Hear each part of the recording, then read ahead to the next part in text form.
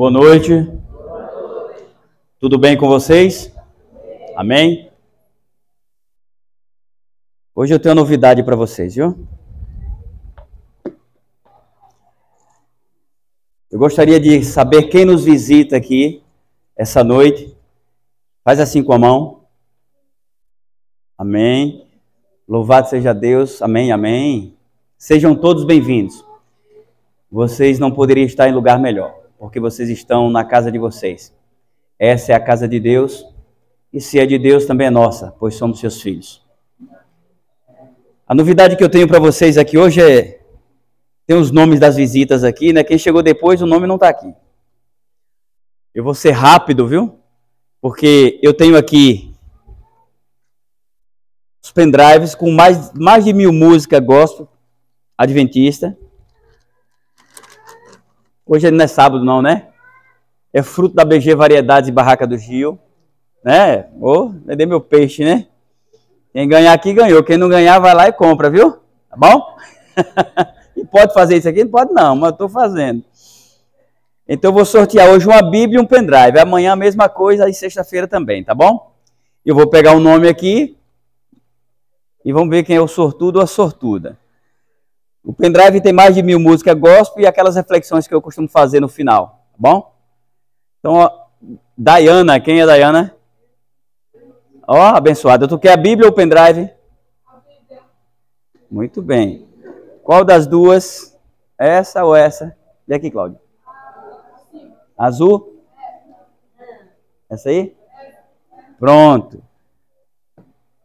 Então, Dayana já está aqui. Deixa eu ver agora quem é.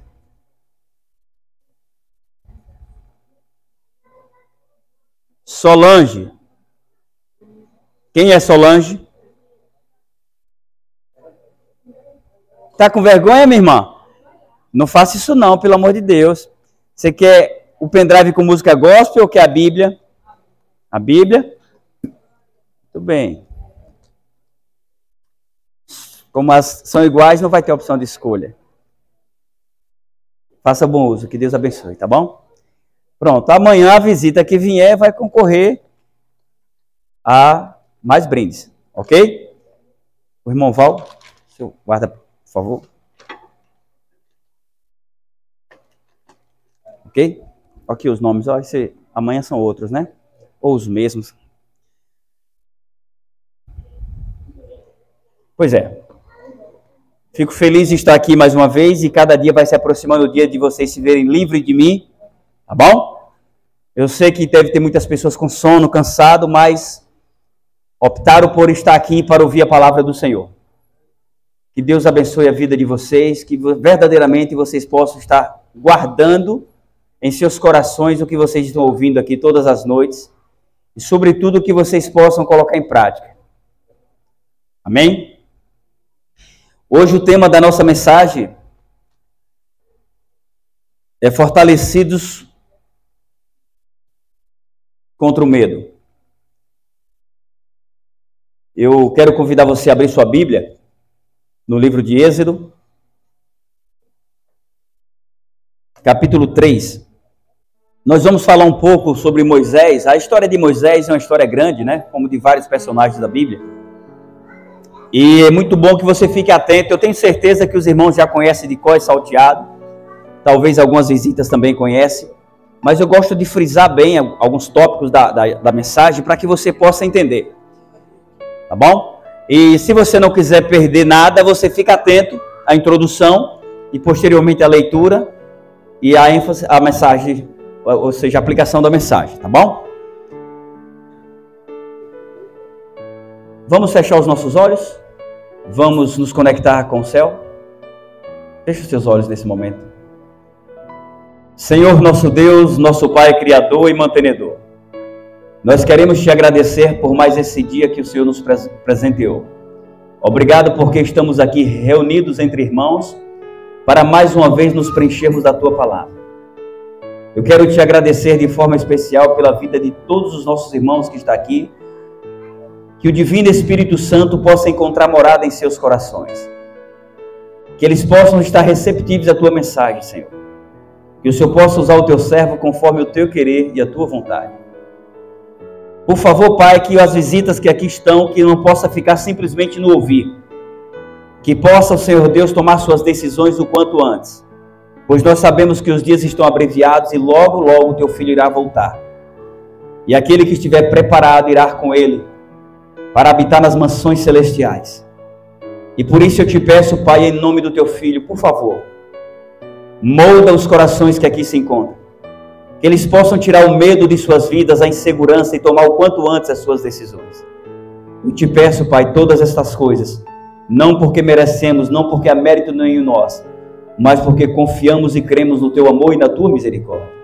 Fica conosco agora, nos guarda, nos protege, é o que te pedimos e suplicamos, em nome do Senhor Jesus Cristo. Amém.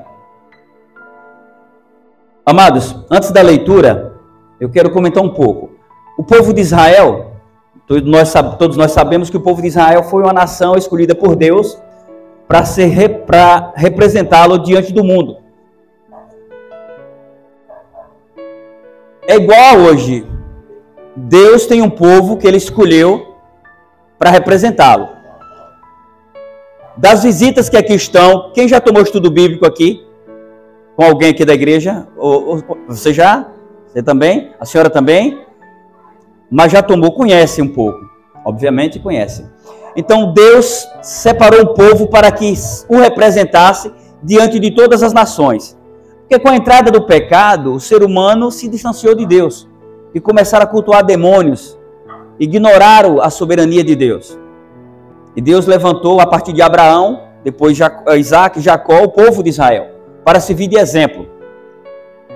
E a história se desenrola toda no Antigo Testamento e se entrelaça no Novo.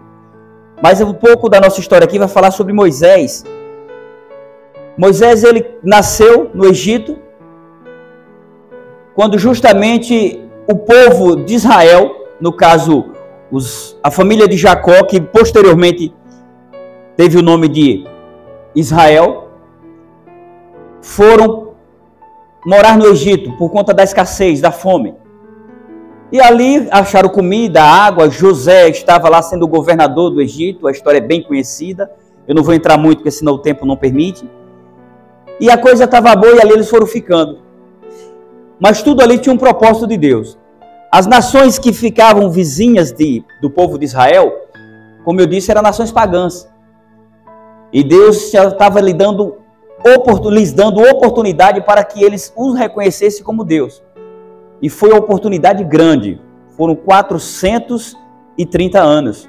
O mesmo tempo que o povo de Israel ficou no Egito, foi o mesmo tempo de oportunidade que Deus deu aos amorreus, os jebuseus e várias outras nações pagãs. Eu creio que o mais velho aqui deve ter 80, 70 e alguma coisa. Lá foram 430 anos de oportunidade para essas nações. Enquanto a nação de Israel estava sendo escravizada no Egito. O povo não se arrependeu. Deus enviou Moisés de lá do Egito. Deus separou Moisés para libertar esse povo. Aí nós vamos conhecer um pouco como se deu essa história. Moisés, ele foi nascido filho de Joquebede, de uma hebreia, ou seja, do israelita, e tinha uma ordem do faraó. Eu não entendia quando falava faraó, porque o faraó matou as crianças, faraó foi vítima das pragas, faraó nomeou José como governador. Ou seja, quem era esse faraó que vivia tanto? Na verdade, faraó é um título, é como rei. Então, faraó é um título. Nessa época, era o faraó Ramsés II. E esse Ramsés percebeu que os hebreus estavam crescendo em multidões. Eles estavam crescendo, se tornando o povo mais forte e maior que o povo do Egito. E eles ficaram com medo. Então, eles deram uma ordem para as parteiras do povo de Israel que toda criança, todo menino homem que nascesse, fosse jogado no rio Nilo para virar petisco de jacaré. Porém, as parteiras, tocadas pelo Espírito Santo, poupou a vida desses meninos. E quando elas foram cobradas porque estava acontecendo isso, ela disse, não, que as hebreias são fortes. E quando nós chegamos no momento que elas estão dando à luz, elas já tiveram as crianças, então nós não podemos fazer nada. Então ele foi e determinou uma ordem. E a ordem foi que matassem todas as crianças do sexo masculino que nascessem. E foi justamente nesse período que nasceu Moisés. Não é isso? E o que acontece? Durante 3 meses Moisés ficou escondido. A sua mãe Joquebede escondeu Moisés para que não fosse morto pelo faraó. Mas era impossível continuar com ele escondido. O que é que ela fez? Ela então colocou ele no cesto, trançado de junco, embetumou aquele cestinho e colocou no rio, para que a correnteza o levasse a um certo destino. Ela já imaginava, ela tinha pela fé que alguém iria achar aquela criança. E então Miriam, sua filha, ela tinha por volta de 15 anos, ela viu a que destino ia se tomando aquele cestinho com aquela criança dentro. E a filha do faraó, uma das filhas do faraó, estava se banhando nas margens do rio e viu aquela criança chorando. Mandou que sua serva pegasse. E quando a serva pegou, ele disse, deve ser uma das crianças dos hebreus. Aí quando ela olhou, se encantou pela boniteza de Moisés. Era como se ela tivesse olhado para Gil da Barraca, sabe? Lindo, né? Convencido nem um pingo. É só para você não dormir. Pois é. Aí o que acontece? Miriam encostou, não perdeu a oportunidade e disse, Senhora, se quiseres uma ama para amamentar teu filho, eu conheço uma das hebreias que pode fazer. E quem era essa hebreia? A mãe, Joquebede. Veja que todas as coisas cooperam para o bem daqueles que temem a Deus. Joquebede não só amamentou o seu filho, como foi assalariada para isso. E ficou por um bom período cuidando dessa criança, até que ela desmamasse e depois entregasse no palácio para ser criado pela filha de Faraó. Então, Moisés foi criado a princípio por seus pais biológicos, conheceu as suas raízes, as suas origens, e depois de alguns anos, a Bíblia não afirma exatamente quantos anos, alguns comentaristas falam que ele foi desmamado por volta dos 12, outros falam que foi por volta entre 4 e 5, na verdade são conjecturas, ninguém tem uma idade precisa a qual ele foi desmamado. Ninguém tem como afirmar 100% de certeza. Tem que ir para a história para tentar descobrir a fonte. Mas o importante é que aí Moisés foi criado com toda a ciência do Egito. Ele foi criado para ser um faraó. Porém, ele havia aprendido com a sua família, com seus pais biológicos, quem ele era. Ele sabia que ele era um hebreu. E aquilo foi importante para o caráter dele. E certo dia, quando ele ia visitar, veja que ele ia visitar os hebreus. Ou seja, pelo menos nessa data, quando ele foi, ele viu um egípcio, um soldado egípcio, espancando um hebreu, um irmão dele de sangue, claro, né? Irmão assim, da descendência, ou seja, hebreu, a mesma raça. E ele se condoeu com aquilo e ele foi e matou o soldado para defender alguém da sua nação. E no dia seguinte, quando ele ia, viu agora 2 hebreus brigando. E ele foi repreendê-los. E um deles disse, agora tu quer se fazer de Senhor nosso? Quer que te obedeçamos? Por acaso tu é nosso líder?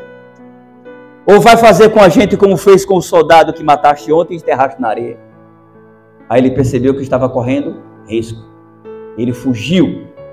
Foi descoberto esse homicídio e ele passou a ser procurado por Faraó para ser morto. Então ele fugiu para o deserto. Ele tinha idade de 40 anos. E lá, chegando ao deserto, ele foi abrigado na casa de Jetro, que tinha algumas filhas, e ele se apaixonou por uma delas e casou-se com ela. E aqui começa a nossa leitura. Deu para entender um pouquinho?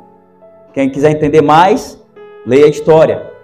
Eu tento introduzir um pouco para aquele que não conhece se familiarizar com a história. Eu sei que para vocês que já conhecem não foi muito agradável, né?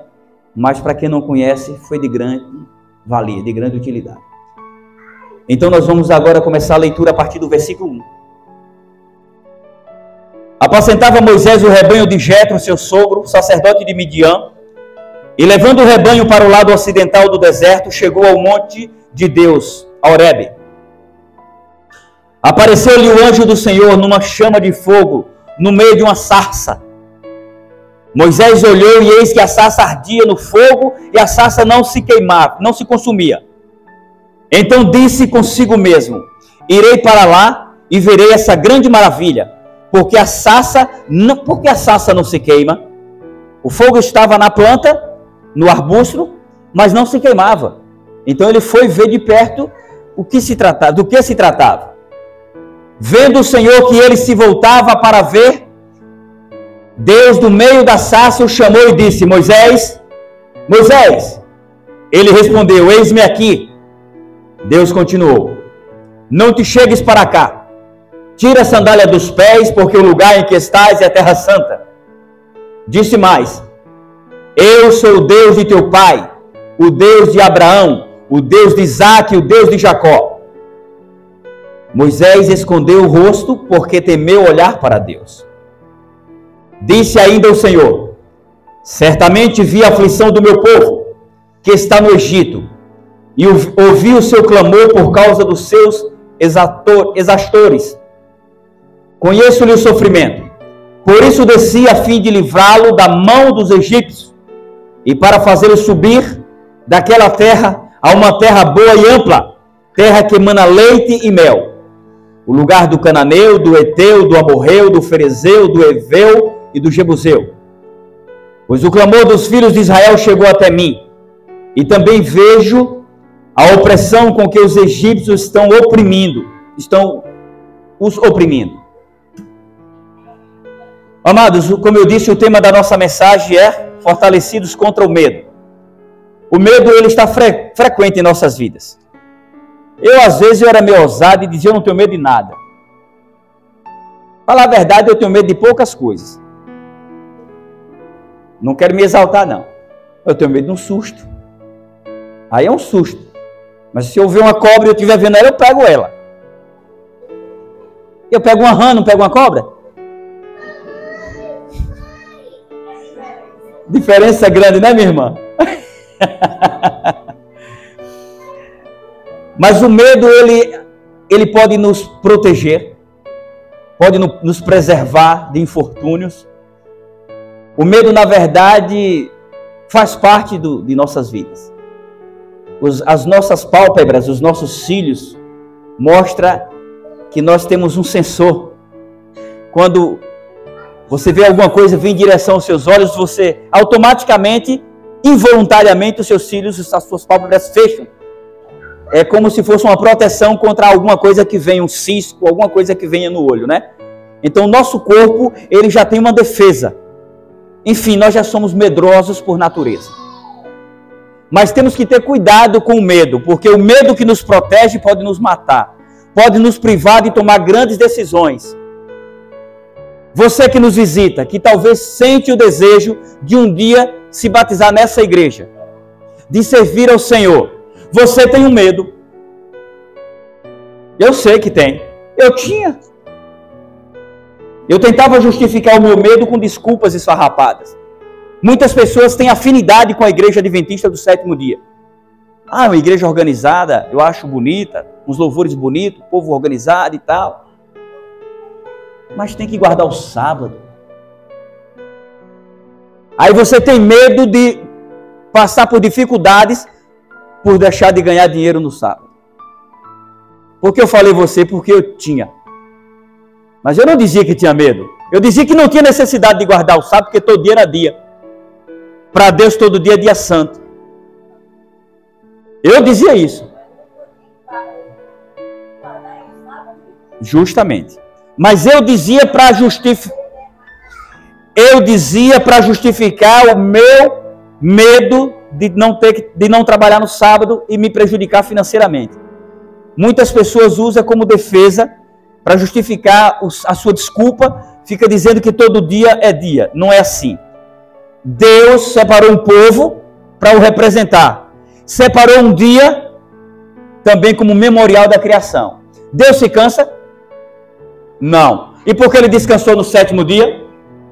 Para nos deixar o exemplo, para nos desconectarmos dos nossos afazeres seculares e nos conectarmos com Ele. A nossa correria é muito grande. Ele sabia que a gente ia esquecer deles, assim como os heteus, os fariseus, todos esqueceram. Porque quando nós seguimos a Deus e fazemos a sua vontade, nós temos um relacionamento com Ele. E a partir do momento que nós temos um relacionamento com Deus, nós procuramos lhe obedecer. E o mesmo Deus que lhe manteve vivo até aqui, e lhe fez vencer todas as batalhas, todos os infortúnios, tirou da cama quando estava doente, colocou o fôlego de vida em você, e faz você despertar todas as manhãs. Ele há de prover as suas necessidades se você adorá-lo em verdade e em espírito, guardando o sábado. Eu achava que não. Mas até que eu tive que passar por alguns desertos e tomei a decisão, não porque eu estava completamente apaixonado por Deus, não. Todos que estão lá fora dizem eu creio em Deus, todos. Todos que estão no bar, todos que estão lá na orgia, na promiscuidade, dizem que temem a Deus. Dizem que têm fé em Deus. Mas não são obedientes. Não são obedientes. E por isso, a desobediência, a transgressão é pecado. E o pecado é a única coisa que nos afasta de Deus. E o que acontece é o seguinte. Esse medo tem causado pânico a muitas pessoas. Muitas vêm na semana de oração. Todos os dias, domingo, segunda, terça, quarta. Quando o pregador faz um apelo, treme. Dá aquele friozinho na barriga, na espinha. E não vem aceitar um apelo porque fala, eu não estou preparado para ser crente. Você nunca vai estar. Nunca. Eu não conheço um, pode até ter, que esteja 100% convicto ou estava quando tomou sua decisão. Sempre tem aquela dúvida, aquela insegurança, aquele medo. Se for para entrar, para ser igual alguns crentes que eu vejo, eu prefiro não entrar. Eu só vou quando eu me sentir preparada. Isso é desculpa do cão. Ele está falando isso para você ficar postergando a sua decisão e você se perder sem tomar sua decisão. Amados, nessa história aqui nós vimos que o sangue falou mais alto. Na Bíblia encontramos vários personagens que tiveram medo. Tiveram medo ao serem chamados por Deus para uma missão. Temos como exemplo Moisés, o próprio Moisés, o nosso personagem de hoje. Gideão. Gideão pediu 3 sinais a Deus para poder ir para a batalha. Jeremias, o profeta chorão, Isaías, todos tiveram medo quando foram chamados por Deus. E entre outros, temos muitos exemplos de pessoas que tiveram medo. Todos a princípio tiveram medo, porém superaram o seu medo, creram em Deus e se tornaram vencedores. Eu nunca imaginava que eu estar aqui hoje em Várzea da Roça pregando o Evangelho. Hoje é que dia? Quarta-feira. Que hora é agora? 8h30. Eu deveria estar no bar, se eu não estivesse aqui tomando cachaça. Na verdade, a cervejinha Skol. Aqui é colar uma Caribé para quebrar o gelo e fumando um cigarro cauto. Era isso que eu estaria fazendo se eu não estivesse aqui. Ou na sepultura. E um belo de um 38 na cintura. Desse jeito. Para que mentir para o nariz crescer e o céu ficar mais distante? Tem que falar a verdade. Mas graças a Deus, a misericórdia de Cristo me alcançou, o meu medo ficou de lado e aqui eu estou, para tentar lhe fortalecer a você tomar sua decisão o quanto antes. Eu não vim aqui em vão, e eu quero lhe dizer, você que nos visita, não tenha medo de vir amanhã não, você vai vir em nome de Jesus. Porque costuma-se, quando eu fazia a semana da oração, quando vai se funilando a coisa, ixi, o caldo está ficando grosso, vai ter apelo para batismo, eu não estou preparado, vou lá nada. Vá não, fique em casa. Fique em casa e não vê não. Você sabe quanto tempo lhe resta não? Não sabe. Se você soubesse, eu dizia, pode vir o dia que você quiser. Mas você não sabe, nem eu sei se vou estar aqui amanhã. Então não postergue a sua decisão. Entrega o teu medo nas mãos de quem pode resolver. É o Senhor. Confia nele e o mais ele fará. Isso é bíblico e é real na vida daqueles que crê. Moisés teve medo, porém Moisés desde pequeno ele foi separado para um propósito. Ele não precisava ter matado o soldado para atender o chamado de Deus. Ali foi o jeito dele. Então foi Deus que mandou ele matar o egípcio para poder justamente ir para o deserto? Não, ele poderia muito bem ter se rebelado contra Faraó e ser o líder daquele povo lá no Egito e tirar do povo de lá. Deus usaria do mesmo jeito. Porém, ele era meio brabo, meio afoito, assim como alguém que eu conhecia no passado, tipo o Gil da Barraca, que era meio doido, agora é menos um pouco, né? Então ele foi, quando viu o seu conterrâneo sofrendo, ele foi lá e matou um soldado. E teve as suas consequências. Quais foram as consequências? De príncipe, de futuro faraó, ele passou a ser o quê? Pastor de ovelhas no deserto. Mas nem dele eram as ovelhas, era do sogro. Veja só, aparentemente uma degradação, né? Caminhou para trás, do palácio para o deserto, não é isso? Mas nós entendemos que a vida de Moisés foi uma vida de vitória. Ele teve o privilégio de ser criado por sua própria mãe durante os seus primeiros anos de vida, depois foi educado e capacitado no palácio de Faraó por muitos anos. Até aí tudo bem. Os seus anos de convivência ao lado do seu povo ficaram cravados em seu coração, na sua mente, e no momento em que viu um dos hebreus sofrendo, sendo espancado, o sangue falou mais alto. O sangue falou mais alto. Se você, ao ver alguém sofrer, você não se condói, você não quebranta o seu coração, não importa se é seu irmão biológico, se é só seu vizinho. Eu sei que por se multiplicar a iniquidade, o amor de muitos se esfriará, e nós estamos vivendo esses dias. As pessoas caem, quebram a cara, se acidentam, e o que é que a maioria faz? A maioria, tem uma pequena exceção que não faz isso, em vez de correr, pegar o celular para ligar para o SAMU, ou tentar dar um socorro, a primeira coisa que faz é o quê? Você está vendo? Tirar foto. É a pessoa agonizando e o outro tirando foto. O ser humano está com o coração duro cada vez mais. Mas quando é o seu irmão que está agonizando, eu quero ver você parar para tirar foto. Sabe por quê? Porque o sangue fala mais alto. A não ser que você seja bicho. Ou, aliás, pior do que bicho. Mas se for ser humano, se tem Deus no coração, eu duvido você lembrar de fazer selfie com o outro sofrendo. Você vai correr para socorrer. Amados, o chamado de Moisés. Moisés ele estava fora de todos os padrões aceitáveis para se tornar um líder de milhões de pessoas. Na verdade, esse foi o propósito de Deus. Ele precisava ser capacitado para a missão que lhe esperava. E obviamente depois de 40 anos no Egito e mais 40 anos agora no deserto, apacentando ovelhas naqueles sóis escaldantes, empregado do sogro, que as ovelhas não eram dele. Ele agora com 80 anos. Aí você fala, mas para aí, 80 anos já está findando. Naquela época não. Naquela época, centenas de anos atrás, as pessoas viviam quase 1000 anos. Moisés já estava velho, mas um velho que talvez mais forte que Gil da Barraca, com certeza. E ele aguentou mais 40, carregando aquela multidão durante o deserto, eu não aguentaria um dia, né? Então, com certeza, ele tinha mais vigor do que eu. Pois é. Então, Deus estava lhe capacitando para poder lhe entregar uma grande missão. E para que currículo melhor do que aquele de Moisés? 80 anos de idade, mais experiente, mais paciente. Tanto é que depois ele passou a ser visto como o homem mais paciente. Não foi? Ele foi covarde, olha, Moisés ele era sábio no Egito, ele foi treinado em todas as ciências do Egito, todo o conhecimento, ele era líder da guarda do Egito, mas quando Deus o chamou lá do meio da sarça, ele começou a negar, ele começou a ter medo. Eu ir diante de Faraó, quem sou eu para isso? Eu sou pesado de línguas.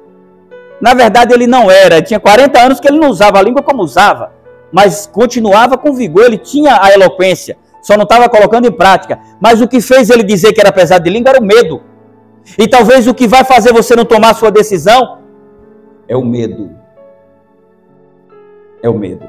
E eu quero dizer uma coisa para você. Preste bem atenção. A vida é feita de oportunidades. Os que aproveitam são felizes. Os que não aproveitam são infelizes e taxados de coitados. Eu tenho vários exemplos de pessoas que não aproveitaram as oportunidades. Alguns não estão aqui nem para contar a história. E alguns se arrependem amargamente de não tomarem sua decisão o quanto antes para servir de exemplo para os seus pequenos em casa.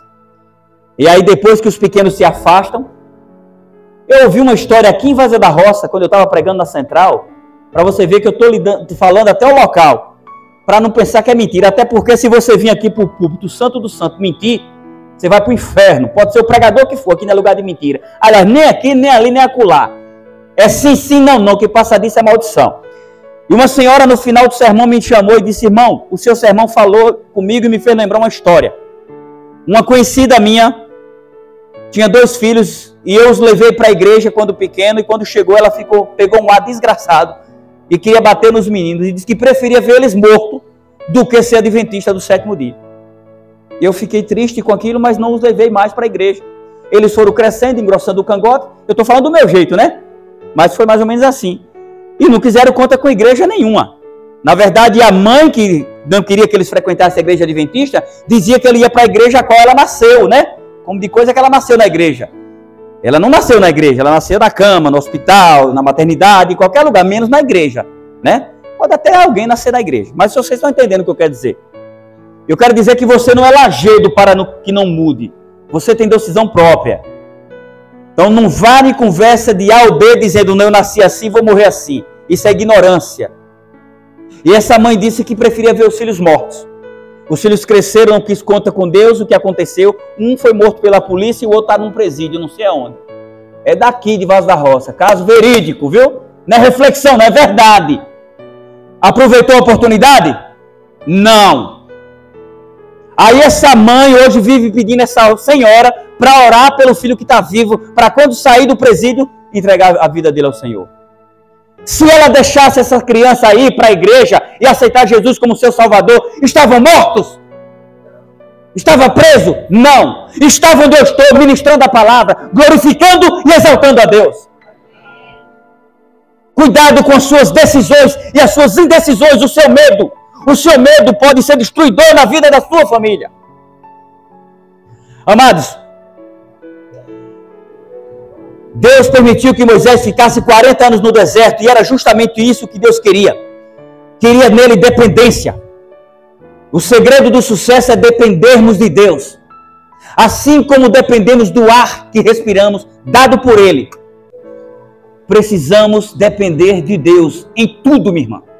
Tudo. Ah, mas eu gosto disso. Se o que você gosta vai desagradar a Deus, com certeza vai agradar o inimigo de Deus. Não tenha dúvida quanto a isso. Não existe terceira opção. Ou você vive em função de agradar a um e desagradar a outro. Não tem meio termo. Amados, era justamente o que Deus queria em Moisés. Capacidade, capacitá-lo para a missão. Às vezes Deus nos permite atravessar um deserto unicamente para nos capacitar para a missão a qual Ele nos chama. No livro de Tiago, capítulo 2, versículo 5, lemos o seguinte: não escolheu Deus os que são pobres aos olhos do mundo para serem ricos em fé e herdeiros do reino que Ele preparou para os que o amam?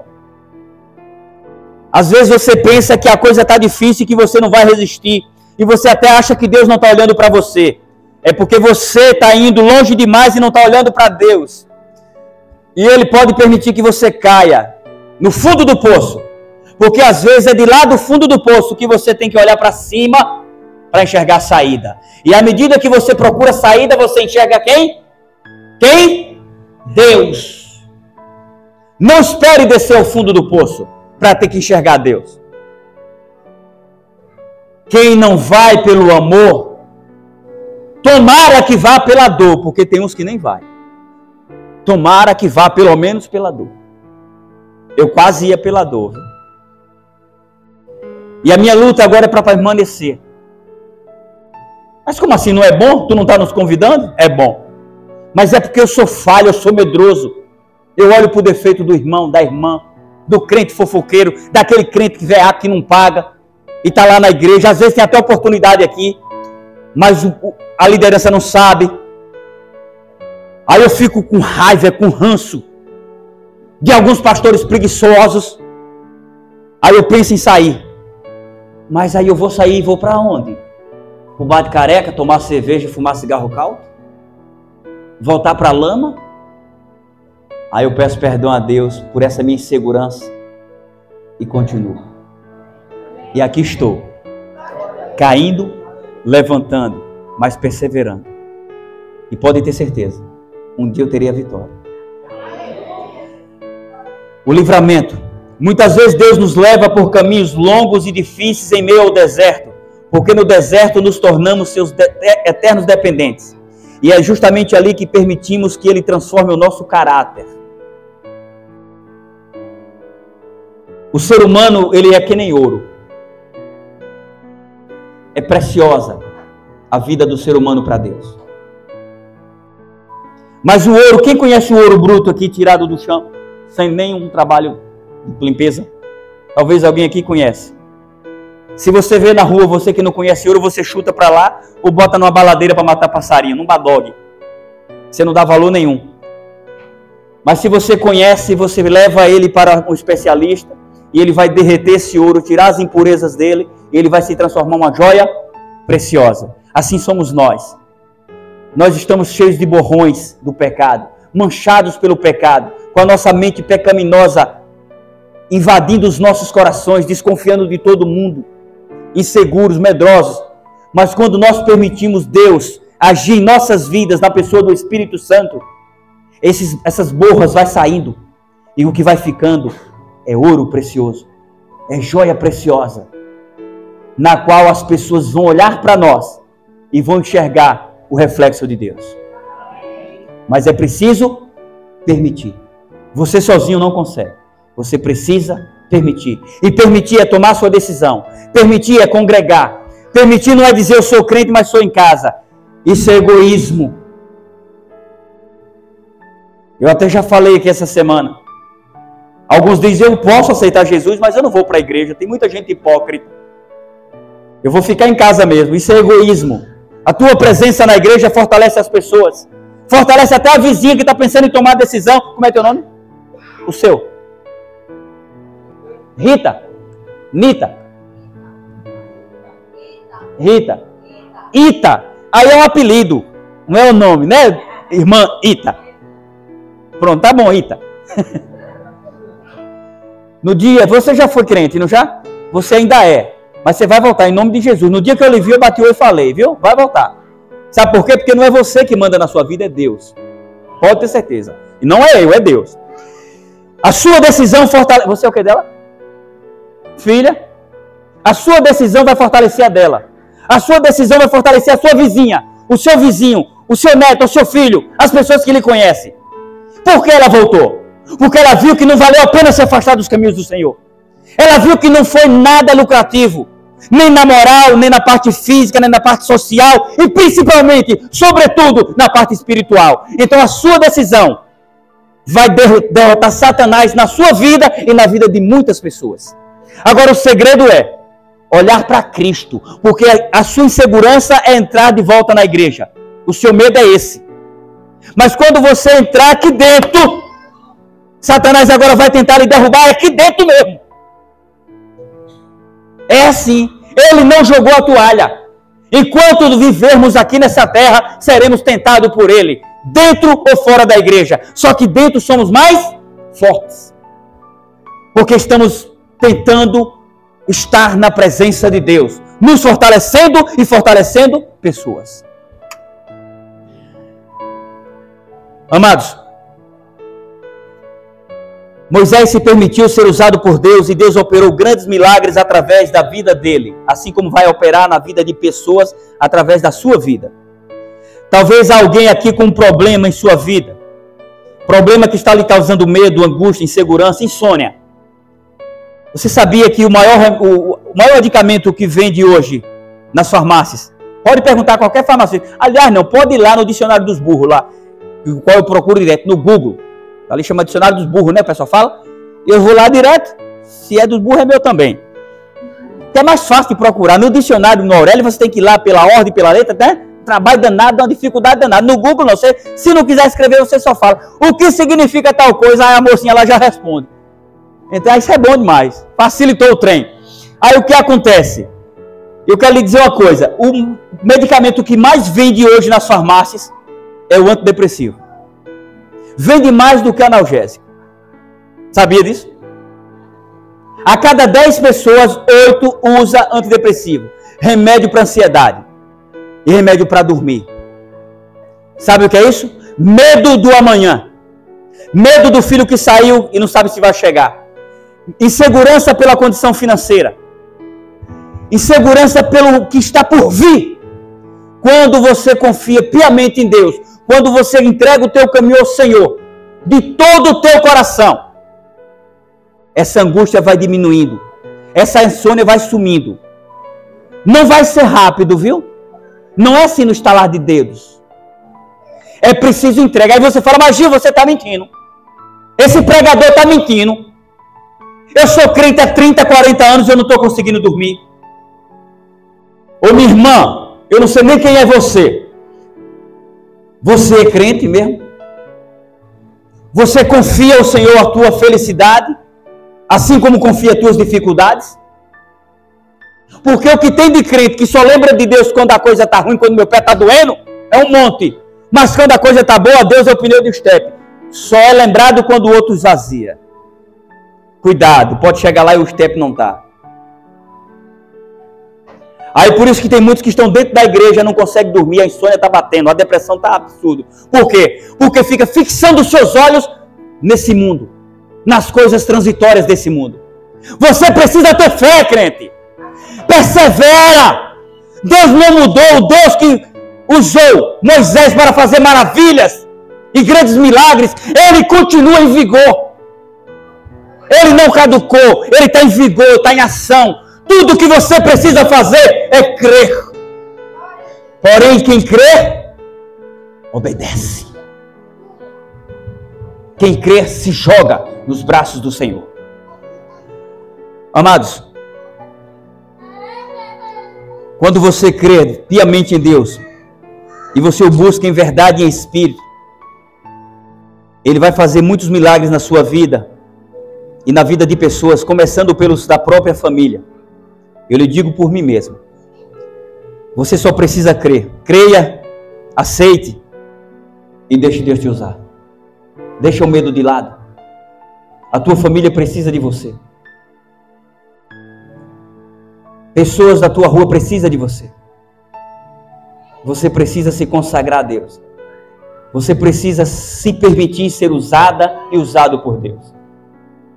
Está doendo? Amém. É sinal que você está vivo, ainda tem cura. Mas se não estiver doendo, aí está difícil. Amados, Adão fracassou no paraíso, Cristo venceu no deserto.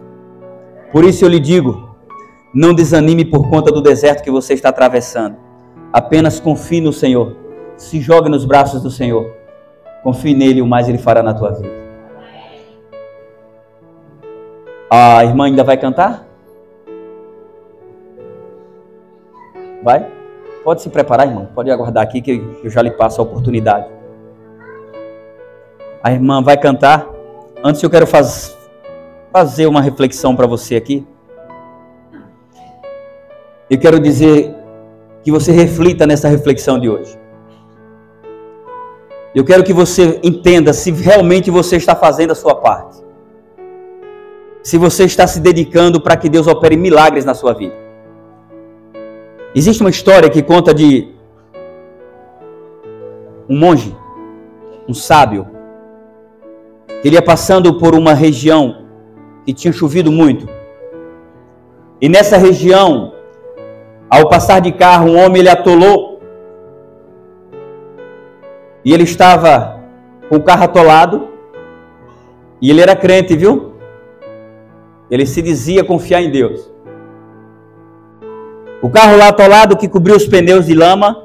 E ele estava ajoelhado à beira do caminho, orando, clamando e suplicando a Deus que mandasse anjos para desatolar o carro. Ó Senhor, eu te sirvo. Eu sei que o Senhor é poderoso para desatolar o meu carro. Por favor, Pai, manda anjos para desatolar o meu carro. E aquele sábio foi passando e vendo aquela situação, junto com seus aprendizes, manejou a cabeça e seguiu em frente. Lá na frente encontra um outro homem na mesma situação. O carro atolado, os pneus cobertos de lama. Mas tinha um diferencial. Aquele homem estava tentando empurrar o carro. Bravo, gritando, até xingando. Oh, carro desgraçado! Oh! Mas ele não conseguia, estava sozinho. E aquele sábio passando com seus aprendizes, viu aquela situação, vamos ajudá-lo. Entrou na lama, pôs a mão no carro e desatolaram o carro. Obrigado, Deus abençoe vocês, e foi embora. Os sábios, os aprendizes do sábio, disse: mestre, estamos dando um nó na mente, nós não estamos entendendo nada aqui. Por que vocês não estão entendendo? Nós passamos primeiro, encontramos um homem clamando a Deus por socorro, pedindo que os anjos viessem desatolar o seu carro. O Senhor manejou a cabeça de forma negativa, nem sequer o ajudou. Encontramos esse aí, rosnando, xingando, e o Senhor entrou na lama, junto com nós, com a nossa ajuda, desatolamos o carro dele. Me explique por que o Senhor fez isso. Ele disse: é fácil. O agir de Deus na vida do ser humano é divino humano. É Deus ajudando e você tentando. Não espere Deus te levantar do banco e trazer aqui, que Ele não vai fazer isso. Você precisa colocar a mão para que Deus desatole o carro da tua vida. Você precisa fazer a sua parte para que Deus possa operar milagres na sua vida. Todos os milagres que Jesus fez, teve participação das pessoas. Tu crês? Assim seja. Tu crês? Está salvo. Foi assim ou não foi? Na sua vida não é diferente. Ele diz essa noite: você crê em mim, filha? Você crê em mim, filho? Creio. Então me aceita como o Senhor da tua vida. Não só se sirva de mim. Sirva de mim para que possa servir a outros. Você precisa tomar sua decisão. Porque você pode ser dono da sua casa, do seu carro, da sua conta bancária. Você pode ser dono de muitas coisas. Mas tem uma coisa que você não é dono. É o tempo. O tempo não te pertence. Eu quero fazer um convite para orar pelas visitas que aqui se encontram. Eu sei que você tem vergonha. E nesse momento você vai sentir a perna trêmula, aquele frio na barriga, aquela vergonha. Mas eu quero que você entenda que todos aqueles que estão te olhando nesse momento é tão pecador quanto você. E todos aqueles que estão aqui têm o mesmo propósito que você. Estar diante de Jesus um dia. Mas essa decisão para estar diante de Jesus um dia, ela não pode ser postergada. Porque, como eu disse, você não tem tempo. E nesse momento eu vou lhe convidar para você aceitar uma oração. Eu quero orar para que um dia você tome a sua decisão. E que você possa dizer em alto e bom som: eu e a minha casa servimos ao Senhor. Quem vai vir aqui à frente para participar dessa oração? Talvez você fale: não, aqui está bom. Você sair daí para vir aqui é demonstração de fé. Amém, louvado seja Deus. Quem vai se juntar a ela, pode subir para aqui, meu irmão, pode ficar ali, ó. Eu sei que vai vir mais pessoas, em nome de Jesus. Quando Moisés foi atravessar o Mar Vermelho, o povo estava todo reunido diante do mar. E Deus disse para Moisés: diga ao povo que marche. Se o povo não desse um passo à frente, o mar se abria? Não. Você precisa dar um passo à frente. Você precisa colocar a mão no carro. Você precisa fazer a sua parte para que Deus possa agir na sua vida. Não importa o que você fez ou como você está vivendo. Apenas diga: Senhor, eu não sei se consigo, eu tenho medo, mas eu quero te servir. Eu vou participar dessa oração para que o Senhor me fortaleça nessa decisão, para que um dia eu possa dizer: eu e a minha casa servimos ao Senhor. Se tiver mais alguém, venha participar dessa oração. E se não tiver, eu quero pedir permissão à igreja. Eu vou ficar de joelhos de costa para vocês, para orar por essas pessoas. Tem uma permissão de vocês? Amém? Vocês podem ficar em pé. Senhor Deus, nosso Pai Criador, nosso Deus soberano, o Senhor conhece as nossas limitações e os nossos medos, assim como conheceu os de Moisés. As nossas desculpas, assim como o Senhor viu as desculpas de Moisés. Às vezes, Senhor Deus, sofremos porque não temos coragem de tomar decisões junto a Ti. Nesse momento eu quero aqui apresentar a vida dessas pessoas que aqui se encontram. E te pedir, Pai, que o Senhor comece a trabalhar em seus corações o quanto antes. Mas também sabemos que o Senhor só vai trabalhar no coração que permite.